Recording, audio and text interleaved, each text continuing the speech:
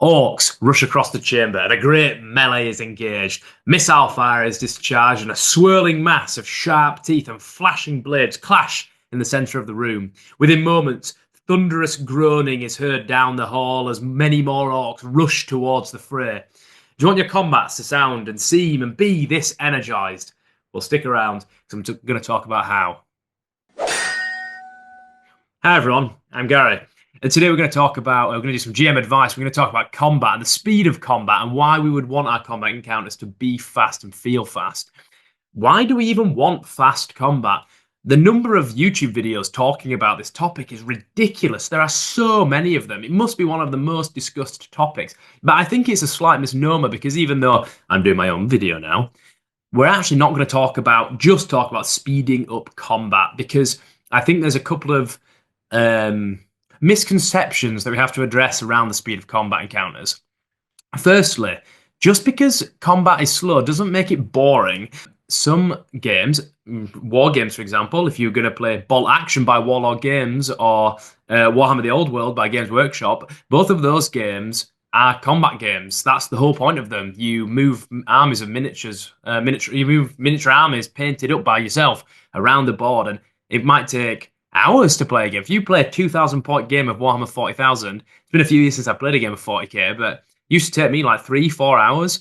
And that's the point. And also, it's not boring to do that. That's actually kind of part of the engaging experience as you try and outwit your opponent tactically and strategically and hoping the dice are on your side. And, you know, movement and morale and all those kinds of things are really important to war games, which contain incredibly dense and incredibly comprehensive rules for how combatants respond to each other and rules for kind of like how command structures work and how orders are followed and how which side might break as a result of being shot at or fought in melee, right? There's all these things going on. So it doesn't mean that combat that takes a long time in real life to play out is necessarily boring. Actually, it can be really engaging. But combat serves a slightly different function in a role-playing game, and its rules are therefore different. Now, obviously, D&D is born out of kind of early war. So it's born out of wargaming in the 1960s and 1970s. But functionally, it's doing something a bit different. So, why do we want kind of fast combat or speedier combat in role-playing games? Well, I think it's nothing to do with speed. I think actually what we want our players to empathize with some of the stress and thrill. We want everyone to feel involved as much as possible, and we also want it to be resolved quickly because we want to get through the content, right? Some of us are adults, lots of us who play are adults, and actually we have families or professional jobs that require a lot of our free time. And if you've got to drive like 2 hours to go see your friend to play your campaign that you've got, that you're playing, you don't want to spend an hour on one combat. The thing is, combat in role-playing games can basically feel a bit wheezy and stodgy if they drag on. They can feel a bit like this. Right, Ian, it's your turn. What do you want to do? Yeah, my turn. Cool. I'll attack with my sword. No, I rolled a 5 on my melee test. It's a miss. Don't worry about it. It'll come around again soon enough. Okay, in that example, right, the person has their turn, go around the table, and they don't really get to do anything. They don't actually feel like they've got any choice. And the outcome is not determined by any skill of their own, and they also feel limited. That's really important. Another really bad example would be this. Right, Ted, it's your turn. What's the wizard doing? What? It's my turn. Hold on. I just need to look through the spell book. It's I was thinking of casting Fireball, but I think instead I might maybe Moderate Missile instead. What do you guys think? Shall we? I'm not exactly sure. Just give me a couple of minutes, okay? Right, in that example, a player obviously spends far too long on their own turn, not really considering the fact that everyone is involved. Now, this is really important because we talk about balance and balance between characters and balance between like monsters and the characters and the monsters and the characters in the game world. But actually, I would make the suggestion, and I don't think it's that radical actually if you consider it, that players aren't that interested in balance. A couple of people are in terms of power gaming, but most people just want to feel involved, and they want their actions to feel meaningful. If you look at something like a Wuthrop, Warhammer Fantasy Roleplay, you have some characters who are kind of peasants and paupers and beggars and rat catchers, and they're in the same party with like high elf wizards who can cast like fling fireballs and summon demons. And there's a huge in-world disparity between them two characters. They're not balanced against each other. But actually, when it comes to combat and it comes to involvement in the game generally, everyone, because the game is well written, gets to be involved and gets to feel involved to the same degree. And actually, that's what we're going for. High involvement, high investment in the encounter, and removing the kind of mechanical guff. Now, what I'm going to do today is I'm going to talk, with that preamble out of the way, I'm going to go through 5 tips for improving and speeding up combat and increasing that engagement and increasing that thrill. The first 3, you can apply them to any game. Woof-Rup, D&D 5e, my own game, Journeyman Expert Master, Call of Cthulhu, Traveller, Conan the role-playing game, any Pathfinder, any role-playing game. The first 3 are not mechanical; they're just good advice that you can use. Secondly, the remaining 2 points, so the first 3 I've just talked about, but the remaining 2, they are going to be mechanical. I'm going to suggest 2 subsystems and have a bit of a rant about a kind of truism of role-playing and say to you that I think you should kind of rip these out of your game and change them. That's highly contentious, and I know that some people are kind of already quaking in their boots and kind of like clutching their Dungeon Master's Guide and kind of like, preparing to write an official letter of complaint in the comments section below about how I'm an awful game master and, how can I possibly kind of, go against the written letter of the official Imagineers at WotC. So, with all that out of the way, let's get going. Number 1, use timers for the characters. I've talked before about my love of the game designer Hankrin Fernale and his Runehammer and his game Index Card RPG. In that game, there's the suggestion that every encounter, or as many as you can, should have these 3 things. It should have a timer, a threat, and a treat. And I'm not going to talk about the threat and the treat. I'm just going to talk about the timer because that's what's interesting. I have actually mentioned this before in my video on designing a great dungeon. If you click in the top right now, you can see that. D4 timers that are used to signal the development of an encounter. Not necessarily like the end. In fact, almost certainly not the end, but the development of an encounter. Let's have a look. So we've got a fairly standard encounter. We've got a medium-sized guard room. We've got our 4 player characters, and they're engaged in a kind of frightful melee with a group of orcs. And we've also got everyone is engaged kind of like in hand-to-hand, apart from our wizard, who is stood at the side casting spells. And, one thing that you could do to develop a combat like this using a timer is that if you're aware of other threats within the dungeon that might be able to hear this, you could have them, roll an appropriate test to see if they hear it. And then instead of just saying they turn up or telling the players that they're going to turn up in a certain number of rounds, one thing that you could do that'd be really, really awesome is just roll a d4. So I know that in this dungeon that there's a warren with a troll in it, and fighting these orcs is gonna, the troll's gonna kind of hear them and kind of come along and see what's going on. So all we do is, at the end of a round, we just roll a d4. Okay, 3. So it's 3 rounds until our troll turns up. So just gonna put the troll over here just to kind of remind me that he's on his way down this corridor. Now, as we kind of get closer and closer to this time, what's going to happen is it's going to create a sense of these characters having to hurry up, killing these orcs or doing something. So the barbarian might be doing his best to kind of like slay these 2 orcs perhaps, and then he can, if we remove those, he can rush over and try and kind of lock a door here, or maybe if he's not going to be able to do that, the wizard might be able to go and cast like wizard seal, like wizard lock on the door, or perhaps even maybe there's not even a door there, or they get a bit more time than they're expecting, so they can get the door down. They've killed all the orcs, and maybe even kind of like throw some of this furniture up against the door just to kind of create a bit of a barrier. So it's all about using the time that they've got and making them aware, but just putting a bit of pressure on, putting the kind of turning the thumb screws on them, kind of a quarter of a degree, a quarter of a rotation, just to get them to make an action rather than just it being, okay, we go in and we kill everything. This is another way of engaging the players. And I think what this does is it mechanizes the development of an encounter and keeps things varied and interesting. This is not about speeding up per se, but it is about adding that thrill and, making it a little bit more unpredictable. But the 2 caveats of this is I think that it should always, always, always be a D4. The temptation with some game masters, because we actually want our players to do well, is to go, okay, we'll roll a D6 or maybe a D4 plus 1. It's like, no, don't do that. Like ignore that instinct to do that, because most combats are over in like 2 or 3 rounds. Like they're especially if you're playing a game that has morale rules and the monsters can break, right? It's really not going to go on that long. So if you say 1d4 plus 1, and then you roll 5 rounds. Well, it was pointless having that timer. The other thing is, I think, and this is really important, because we're not cowards on this channel, I think you should roll everything in the open, everything, apart from maybe things like perception tests. And I think you should also roll your timer in the open. But more than that, you should tell them what happens very clearly when that timer gets to 0 before you roll. So if you go, because otherwise what happens is the temptation is to be like, okay, I'm going to have 20 orcs turn up when the timer runs down. Right, roll it. Oh, it's a 1. And then you say to everyone, all right, yeah, 10 orcs turn up. No. Tell them beforehand. 20 orcs are going to turn up when this gets to 0. And then you roll a 1. It's like, ooh, what are they going to do? And that's what we're here for, that kind of level of tension and excitement. So that's number 1. Number 2, it's not the same. Use timers, again, but on the players. So 10-second timers, 30-second timers, 1-minute timers, 5-minute timers, 10-minute timers. They're so useful. Having them as a physical object on the table is really exciting.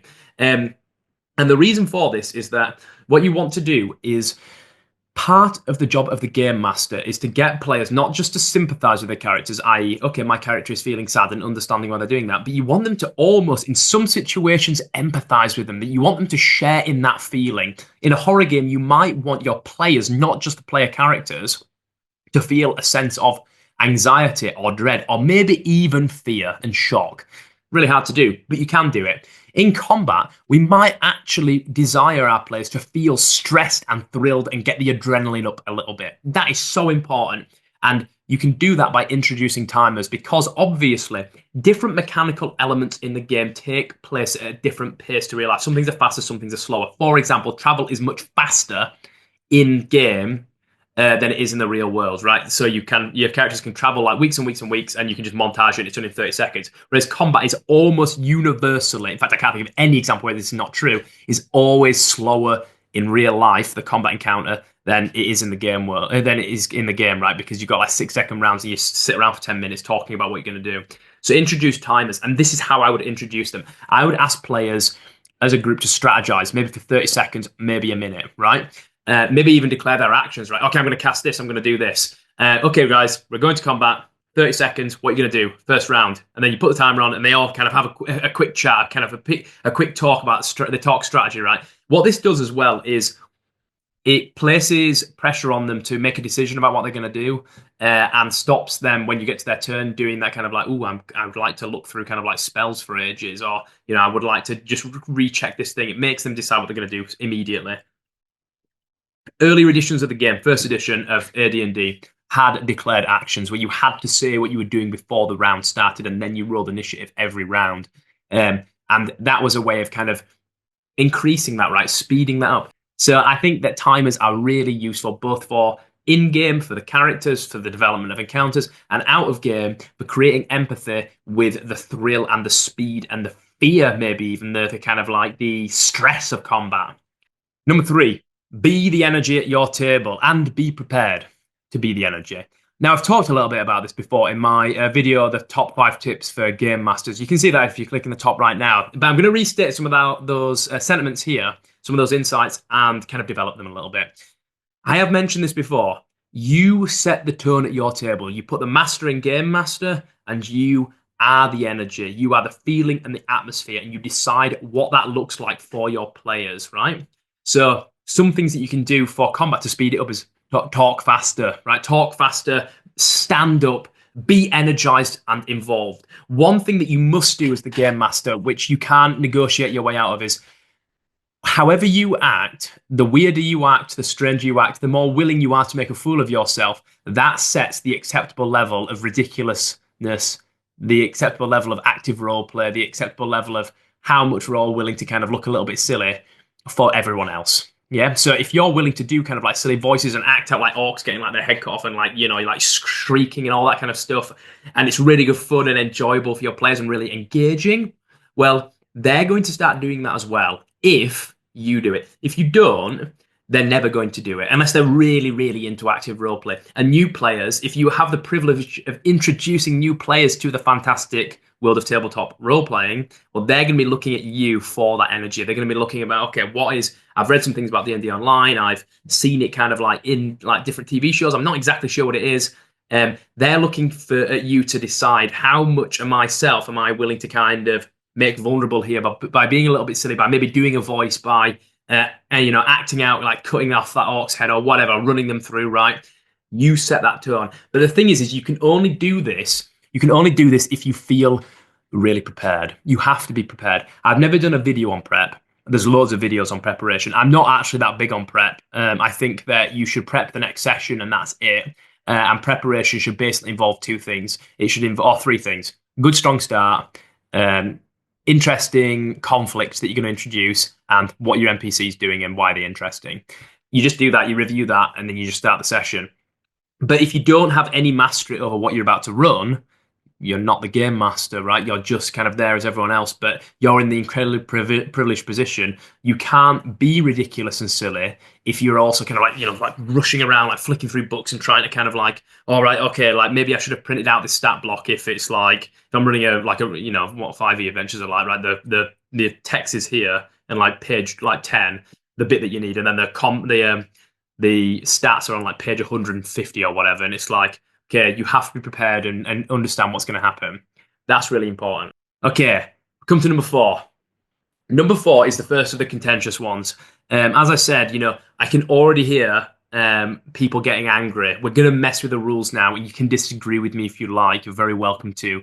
So strap yourself in. I know for a fact some people are already going to be there, kind of like, their righteous indignation flowing into the comments section as they kind of go, Gary's not running Dungeons and Dragons the way that the professional Imagineers at Wizards of the Coast intended, and therefore he's wrong about everything. Like, just stick with me. I really believe that anyone who runs these games, no matter what any corporation tells you as a game designer, and you should be willing to try out different things. And if something works, and it works at your table, you do it. You don't care what it says in the rule book.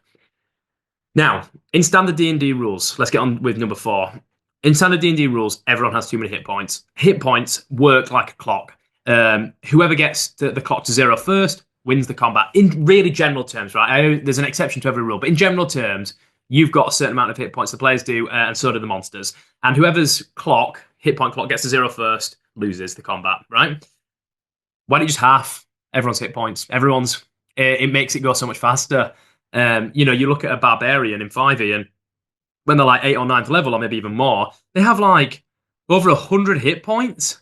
And then they can kind of like rage and get resistance, so effectively doubling their resistance, like most damage types, effectively doubling their hit points again. It's like, oh man, like this is boring, right? A goblin in 5e has something like 7 or 8 hit points. 7 hit points. In BX, which is kind of like classic D&D, old school essentials, probably got 2-3 hit points. In my own game, Journeyman Expert Master, got 1 hit point. What do we actually want from a fight of goblins? Well, we basically want it. If someone hits a goblin with a reasonably good strike, they're going to kill it. So why 7? Like, it just seems to me kind of overwritten and overcooked. I would just have the hit points of everything, including the player characters. You'll get through it faster. Don't have the damage, though. Everything else, right? Because what you want is you want to get the correct outcome for the game in the shortest amount of time, in a way that doesn't make people feel like they don't have any influence over it. What we don't want is to reduce combat to just like, I roll d20, you roll d20, whoever gets the highest wins. We want them to feel involved, but you can still do this if you have the hit points. What I can't stand is when someone casts a fireball and then they go, okay, oh, well, I've upcasted it. I need like 12d6. Oh, I've got 2 here. And, can I have 2? And it's just like, oh, I'm too old for this. It just takes too long. Like, it doesn't need to. If you half the hit points of everything dies faster. And that's what we want. Yeah, a quick, clean death. And the resolution. You have to move away from the fact that things like ogres in 5e have like an eye-watering like 55 hit points or something like that. It just doesn't need to be like that. And the worst thing that could possibly happen, I talked earlier about everyone wanting to feel involved continuously in the game. Well, what happens when the wizard goes, okay, I'm going to upcast magic missile. I need like 5d4 plus 5. Bang, done that. And then that takes like a minute or 2 to do. And then what happens is the fighter steps up. They get 3 attacks. Okay, roll to hit each one. Roll for damage each time. And then they go, is it dead? And you go, no, it's not doing. Okay, action surge. Let's do that all again. You're like, oh, this is boring. This is really dull for everyone. And why can't we accept that? Because it definitely is. Now, the last one, which is the most contentious, right? Number five, 99% of initiative systems are stodgy, wheezing rubbish and a clear conspiracy to ruin your game, waste your time, and waste the time of your friends too. I hate initiative. I don't think it works. I think it creates a really kind of dry gamist batting order. And the reason for this is because what happens is you want to go, right, we move to combat, bang, and like we move into that kind of like high state of stress and tension and excitement. But that's not what happens. What actually happens is you go roll for initiative, and everyone goes, "Oh right, I've got a 13. Oh, I had 3. Okay." And you start writing, you write it down. Oh yeah, yeah. Okay, Jack, you got 16. Okay, Gina, you got 10. And then you kind of get halfway through it. And you go, "Oh, Sam, can you just take this over because I don't want to have to do admin?" And Sam goes, "Yeah, yeah, no problem." Someone goes, "Oh, I'm just going to go to the toilet while we work out initiative." And then, like after like 2 minutes, like Sam goes, "Okay, this person goes first." That's boring. Like you're creating a batting order, and there's all these ridiculous things for tracking initiative now. People, I see people say things like, "Oh, it's not so bad." You can get those like ridiculous like peg things that go on your DM screen, or I've even seen like these weird totemic poles that you can get on Etsy, where it's like 3D printed like signposts with different numbers, and you're like, "Oh, yeah, this one," or there's all sort of like whiteboards with like magnetic like counters on it. It's like, oh god, this is like being in a business presentation. This isn't like heroic fantasy. This is not my fantasy at all. This is the opposite of my fantasy. And some people are going to be like, oh well, it only takes 2 minutes. It's not so bad. No, 2 minutes is too long. We need to get on. Yeah, we don't have all that much time. Some of my players are driving 2 hours to get here. We're getting on. We're not messing around with initiative. So these are my two solutions for initiative. Number one, this won't work for 5e very well at all. That's why I'm suggesting it first. The second suggestion will work better for 5e. Number one, stepped or phased initiative. The way this works, this is an initiative system that is common in old school games. It comes from wargaming, and I think it's brilliant. This is how I run my games week in, week out. What happens is, at the beginning of each round, I, the game master, roll a d6. The players, one of them, rolls a d6. Whoever gets the highest, their side gets to go first. This is so great, and it's so elegant and tidy. And some people are going to be like, well, yeah, but like not much to it. It's like, no, that's why it's good. It takes a second. And what happens is everyone comes together to watch that roll, especially because you do it every round, especially when it's like round 3 and it's like, oh, like 2 of the party are down and like this could go either way. And we're like, we really need to win initiative this time, guys. And that clutch moment, everyone comes together and watches it. And often a cheer goes up around the table when they get initiative. When they get initiative, a cheer goes up around the table. That never happens otherwise, right? And then what you do is, usually, by the way, because you're probably thinking it, if you get the same number, I usually say either roll again, or if it's a heroic game, I just let the players go first, right? Heroes win ties. Then you go through a series of phases or a series of steps. First, move step. Everyone on that side moves, right? So you go, right, guys, players won initiative, move. And, I like using miniatures. Everyone comes in and moves their miniature to where they want it to be, right? Great stuff. And everyone is involved. That's why it's good. That's why it's interesting.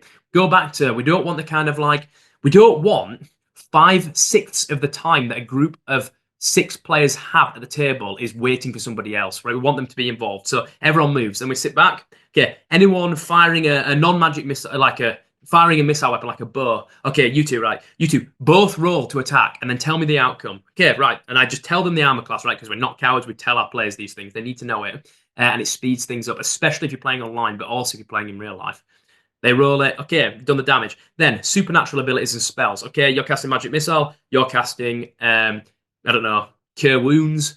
Okay, right. If you're playing something like Journeyman Expert Master, my game, or if you're playing something like DCC, you got to roll to cast. Or if you're playing like D&D, they just like work like computer programs. That's a problem. We'll talk about that at a different time. But okay, we resolve that. Then melee. Right. Okay. Right. Loads of you got attacks. Roll them and tell me what you get. Okay. Right. Okay. That kills that one. Okay. Right. Yeah. They've still got like 2 hit points left. Okay. We go around the room, and everyone is involved throughout to varying degrees, but there's not really a moment where no one is involved. The thing that I love this system. The thing that people often ask when I suggest this system, when they're coming from a game like 5e where you're using individual initiative, I think that one thing that they often ask is, what do I do if my fighter has got into close combat with someone in the move step, and then the creature that they're attacking, the goblin that they're attacking, has been shot and killed by someone already in the range step. And you know what? If I was being arbitrary, I'd be like, well, tough, you lose your turn. But actually, what I always do is I allow them a follow-up action, which is basically you can use your remaining move now, and if it gets you into melee combat, you can get into melee combat. So that's a condition. You have to be able to move to get to another target, um, and then attack that target to be allowed to kind of like use that action. Then I find this is that doesn't come up actually as often as you think. That very specific scenario, and that is a perfectly reasonable solution. This system, this stepped phase initiative, comes from early versions of D&D. It comes from OD&D in first edition D&D, and their antecedents in wargaming. And ever since kind of second edition, you've had individual initiative, and it doesn't spark joy for me. It doesn't spark excitement. So I think you should move to this. The other solution that I would make is using what I call is so you can use this in Journeyman Expert Master as a dramatic concept called frantic initiative. And I really like this, especially with groups where there's not like 6 players, where there's like 4 players or less, often 4 players or fewer.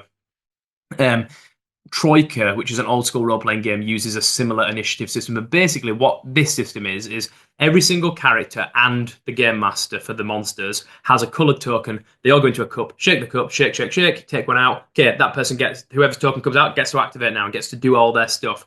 Even though it is separating it back out again, so everyone's acting separately, what it does is it makes players, it forces them to be more reactive, which is more engaging, rather than kind of going, okay, well, I know that you'll be able to heal this person and get them up, therefore I'm not going to attack that. I'm not going to go and heal them. I'm going to go attack this. And that over strategizing that sometimes happens, it makes them be more reactive and probably respond a little bit more kind of realistically, like with a greater truth within the game world. I think this is really, really, really good fun. One thing that Troika does that this system doesn't is it also has an end of round marker where if you draw that out, then that just ends the round. It doesn't matter if you've gone or not. I'm not sure if I kind of agree with that. That sounds like a little bit harsh because I said we're trying to increase involvement, not diminish it in any way. If you get player characters who have feats that allow them to bonuses to initiative, or maybe advantage on initiative, just put an extra token in the cup. It's not that they get to activate more than once. It's not that they get to have more than one turn. It's just that there's a great chance of their token coming up first if they have more tokens in the cup. That's really, really, really good fun. The other thing about that I would just really emphasize is that that is a very elegant system. Now, that just about kind of summarizes my views on speeding up combat, and not necessarily just speeding it up, but making it more engaging, emphasizing the player's involvement, redistributing the mechanics so everyone gets to do something kind of continuously. Hopefully, you'll try some of these out. Maybe you like some of the things I've said. Maybe you hate some of the things I've said. Feel free to drop it all down below in the comment section. Let me know what you think. Thank you for taking the time as ever to listen. Like and subscribe. I'm Gary, and I'll speak with you again soon. Thank you.